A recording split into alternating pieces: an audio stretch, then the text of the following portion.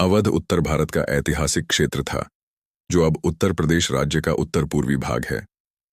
इसने अपना नाम कोसला की राजधानी अयोध्या साम्राज्य से लिया और 16वीं शताब्दी में मुगल साम्राज्य का हिस्सा बन गया।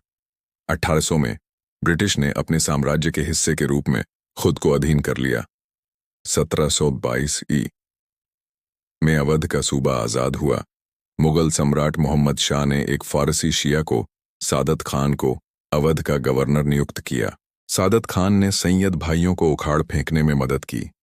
सादत खान को राजा द्वारा नादिर शाह के साथ बातचीत करने के लिए प्रतिनियुक्त किया गया था, ताकि वह शहर को नष्ट करने और बड़ी राशि के भुगतान के लिए अपने देश लौटने के लिए इच्छुक हो सके। जब नादिर शाह वादा किए गए धन को पाने में विफल रहे, तो उनका गुस्सा दिल्ली के लोगों ने महसूस किया। उन्होंने एक सामान्य वध का आदेश दिया था। सादत खान ने अपमान और शर्म के कारण आत्महत्या कर ली। सफदर जंग, जिसे मुगल साम्राज्य का वजीर भी कहा जाता था, अवध का अगला नवाब था।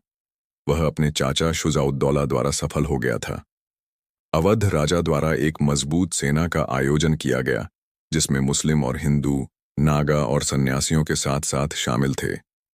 अवध शासक का अधिकार दिल्ली के पूर्व क्षेत्र रोहिलखंड तक था। उत्तर पश्चिमी सीमांत की पर्वत श्रृंखलाओं से बड़ी संख्या में अफगान, जिन्हें रोहिल कहा जाता है, उसमें बस गए। सादत खां बुरहान उल मुल्क 1722-1729 एक स्वायत्त राज्य के रूप में उन्होंने 1722 में अवध की स्थापना की। नादिर शाह के आक्रमण के दौरान उन्हें मुगल बादशाह मोहम्मद शाह द्वारा गवर्नर नामित किया गया था और इसमें एक बहुत ही महत्वपूर्ण भूमिका निभाई थी। शाही मामले उन्होंने नाम और सम्मान की खातिर आत्महत्या कर ली। सफदर जंग अदबुल मंसूर 1719-1754 अहमद शाह अब्दाली के खिलाफ मानपुर की लड़ाई में हिस्सा लेने वाले सादत खान 1748 के दामाद थे।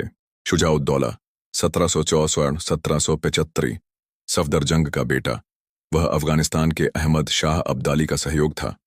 रोहिल्ला को अंग्रेजों की सहायता से हराकर उसने विज्ञापन 1774 में रोहिलखंड को अवध में वापस कर दिया। आसफुद्दौला, वह लखनऊ की संस्कृति को बढ़ावा देने के लिए प्रसिद्ध थे और उन्होंने इमामबाड़ा और रूमी दरवाजा जैसे महत्वपूर्ण स्मारकों का निर्माण किया।